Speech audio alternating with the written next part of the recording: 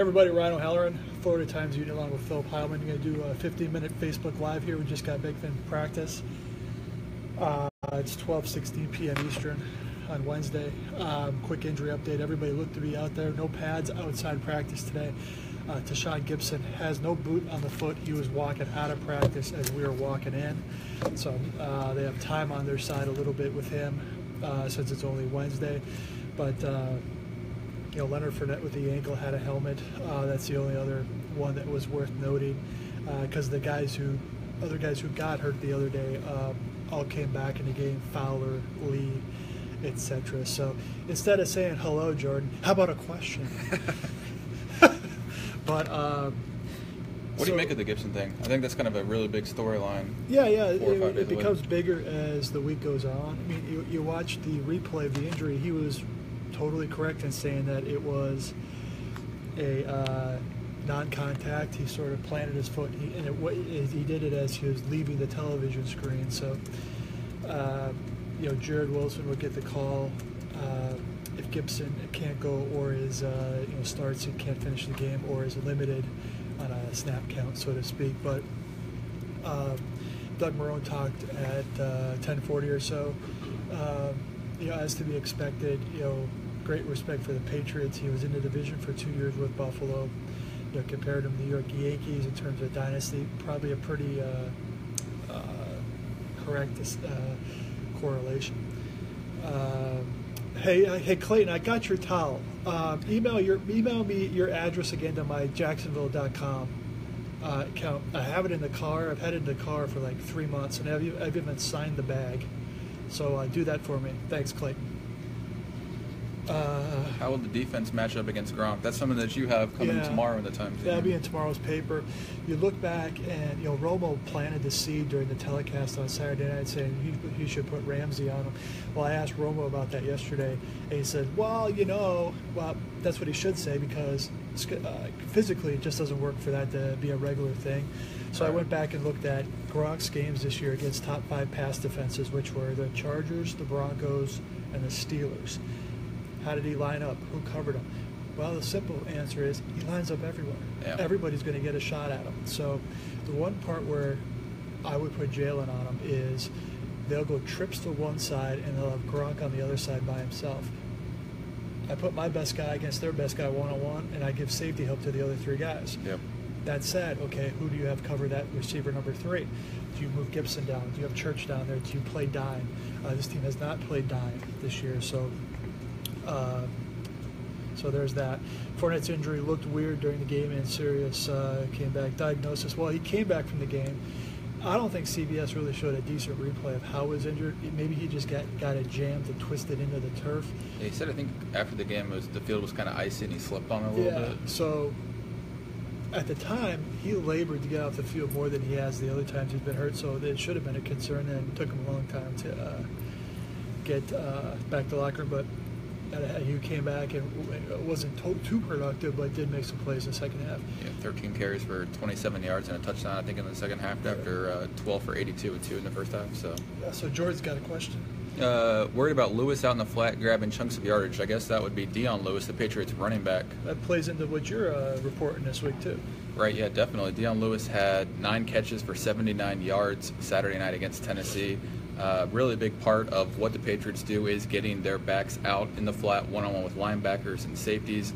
Tom Brady's excellent at placing balls where guys can get upfield quickly and get extra yards, turn those 4 or 5 yard gains into 9 or 10 yard gains. Stat that I thought was pretty wild to see yesterday. Patriots 31-3 in games that Dion Lewis has played since 2015. So obviously the Patriots record overall is pretty good, but definitely their offense kind of has a different dynamic, and part of that is Dion Lewis and Rex Burkhead to some degree is kind of the one running back they have who they can throw to and they can run up the middle with, so there's a little bit more guessing, whereas with James White they pretty much always throw it. With Mike Gillislee and LeGarrette, well, in the past they've pretty much always run it, so Dion Lewis gives them a little bit more of an option. Yeah, Theron. Is that how I pronounce that? Theron Johnson, yeah. We need to put Miles Jack and Gronko. You're probably going to see that. Yeah. When he lines up tight, you're going to put a linebacker there in case they do run it, and that guy's physical enough to defend the run. So I think you're going to see a little Miles, you're going to see a little Telvin, you're probably going to see a little Ramsey, and you're going to see a little Boye, because if they play sides, Gronk is eventually going to line up against AJ on that side. Hey, all right. Yeah, that's right. There we go. Got it right to her. Good start to the week. I thought the one thing that Romo said yesterday was pretty interesting also was just sort of his point on Ramsey. Will you want to get in the C gap? And yeah, and ultimately that's the reason why you don't is, the want to is there, but the physicality, you have linebackers on the field to stop the run. And but here's the curveball, is let's say those running backs are so occupied with the running backs and climbing out in the flat. Who covers them then? So that's the thing. That's a point Marone made today, is that the Patriots stress you at so many different areas, and they're gonna look at tape this week. Okay, what's the weakness that they can exploit the Jaguars, and okay, maybe create something to go after a player they don't think is as good. Yeah, who do you think that player would be if you had to pick one out? Well, if Gibson's not out there, you challenge Jared Wilson. Yeah. If you're the Jaguars, your counter move then would be, okay, how do we protect Jared Wilson? Mm-hmm. And then also, do you try and get some matchups where you keep the Jaguars in base? Right, and so you can have Plesny against Gronkowski.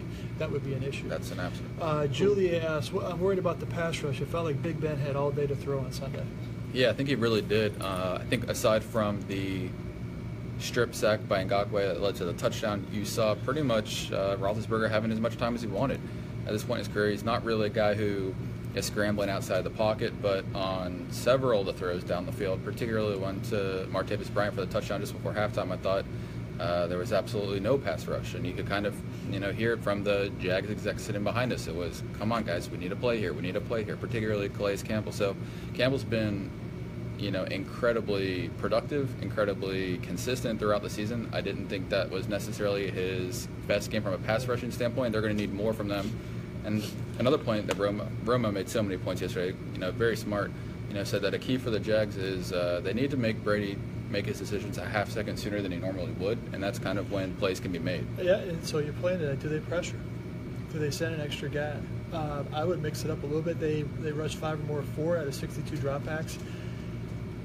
I would send some extra guys early, because you should feel confident in your guys in the back end with man coverage to hold on for the cover a little bit. Daniel, what's up with Alan Hearns? Is he really 100%? He's not 100%. He said that when he was cleared to play. It's not going to be 100% again until well after the season. I think he's gutting it out. He made a big play last week on 3rd down. So you try and talk yourself into being 100% at this time of year. Yeah, I think kind of the same thing goes for Marquise Lee, a guy who suffered the ankle injury after Hearns. Maybe wasn't out as long when they missed, I think, 2 games, but clearly the Jaguars receiving group is not anything near 100%. Love play. I think there might have been one more up here. If we can pressure Brady, we have a chance. Yeah. Ultimately, that is the chance. Yeah. Okay, what's the path for a Jaguar upset victory? It includes what Denver did 2 years ago. 2015. 2 years ago in the AFC title game. 20 hits, bunch of sacks.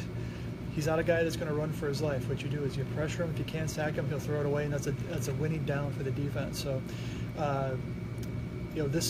Brady threw 31 times in the first half last week. That tied for a career high. Because basically the Patriots don't care about being balanced. No. They care about during that week, what gives them the best chance to be productive on offense. Do Pats have any key injuries this week? Well, they're expecting Burkhead back, maybe. They're saying Burkhead was close to being back for the Titans game, but they decided to ultimately hold him out, and that he probably will be back this week. And then the right tackle Waddle got injured in the Tennessee game. Yeah. He's been rotating with Cameron Fleming. Yeah. And then Alan Branch has been banged up a little bit, but he may not even be a part of the rotation anymore. A lot of their injuries are kind of guys who were out for the year. The Dante Hightowers. They still have obviously Julian Edelman. They still have Malcolm Mitchell eligible to return.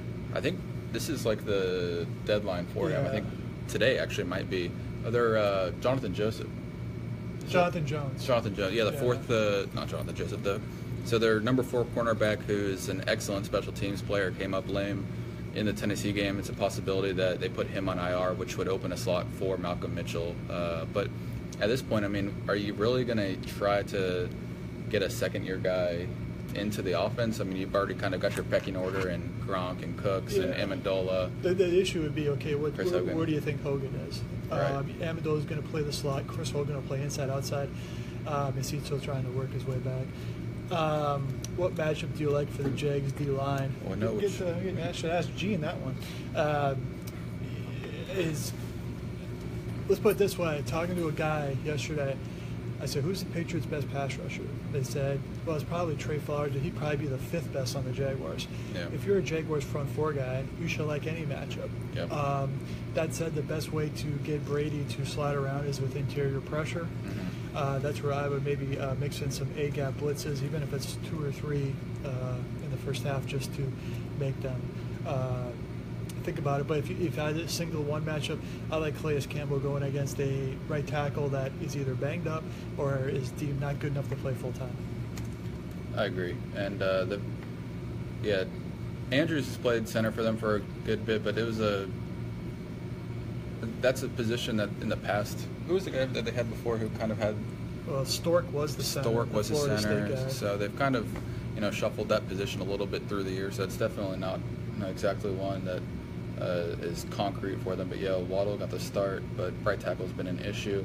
That is one thing I think that could, if early in the game the Jaguars are getting a lot of pressure from their edge rushers, you could see Gronk kind of staying in and chipping more a little bit. I think that's part of his game that's a little bit underrated, is what a good blocker he is. Yeah, he did it a little bit in some of the games I watched last night, but it was a big part of the Buffalo game plan last week with Charles Clay. And even Zay Jones was chipping before he go down his route. Yeah. If the Jaguars pass rush gets warmed up, maybe that will be an issue. Gronk, pretty good pass protector as well. So, hey, Chase has a question via Twitter. Do you know if the stadium might be doing a watch party Sunday? They're not allowed to. The NFL has a copyright. They don't do watch parties because that takes away from the TV rating, which impacts the revenue, which impacts the salary cap. So I'm sure there'll be places around town, but best place to watch it, right at home. And really, what's better than that anyway? Being there. Well, yeah, I guess we will be there. Yeah, so it means there's no more right there. Yeah, I think we're getting through. So we'll do a couple more minutes. If you have any last minute questions, go ahead and send those in. As always, you can read our coverage online at jacksonville.com, pick up every day's paper, the Florida Times-Union, on newsstands everywhere. The one thing to watch, as you think about it, is you sort of dive into the Patriots yesterday is, they changed so much from week to week. I mean, they ran a lot of 11 personnel on Saturday. But a couple things is when they go heavy, which is two running backs, 2 tight ends, they sometimes take a shot downfield because they probably feel they can get the defense sleeping and maybe get into a single high. The other thing is when they go tempo, is Tennessee defensive linemen, they only had 4 active. So stupid. Tennessee, Mike Mularkey deserved to be fired. Instead of Mike Tomlin. Yeah, so if Brady sees a matchup he likes, he may go in the tempo. And if you're Doug Marrone, you got to think about calling a timeout on defense just to give your guys a rest and get the personnel you want. Doug, how do you see the Jags running game versus the Pats' 32nd ranked rush D? I think that immediately. Is it 32nd ranked? I thought it was close to that. On the first quarter last week, if it was the first quarter and first half of the second quarter, I would have loved this matchup. Yep. It looked like the running game of the first 6-7 weeks of the season before Fournette got injured the first time. Well, then Leonard gets hurt again in that second quarter.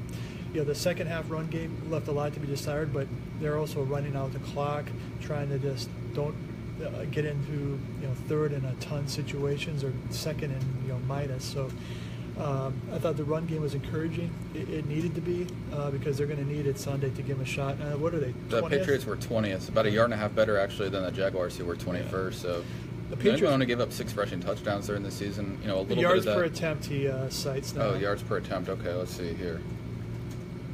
31st. So ahead of the Chargers. So yeah. I think a lot of that you kind of see teams get down. But only 6 touchdowns? Yeah, only 6 touchdowns allowed. Yeah. Teams get down a lot and have to kind of abandon the run and throw it.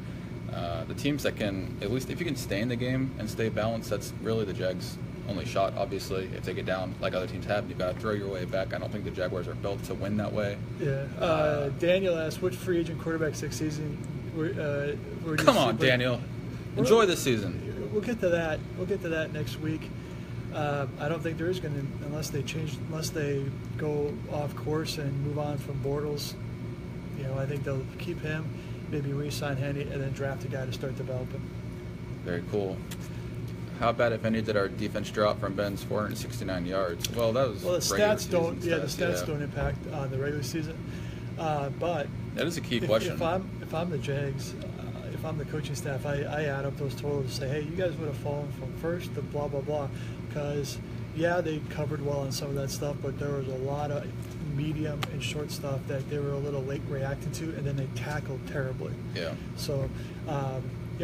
People might say, well, they were throwing because they're behind. Well, yeah, but also at some point you have to stop them. And even early on, the drive that ended with the loss on 4th and 1, the drive that that was like a turnover. Yeah, the sack fumble. But even those drives, I thought the Steelers had, their offense was making progress. They were moving the ball up and down the field. I was kind of surprised the Jaguars had such a hard time covering Vance McDonald, not really a guy who's been a big part of the Steelers' offense going into the game. The screen game killed them. Yeah. And maybe not what they were expecting, but Steelers blocked it up well.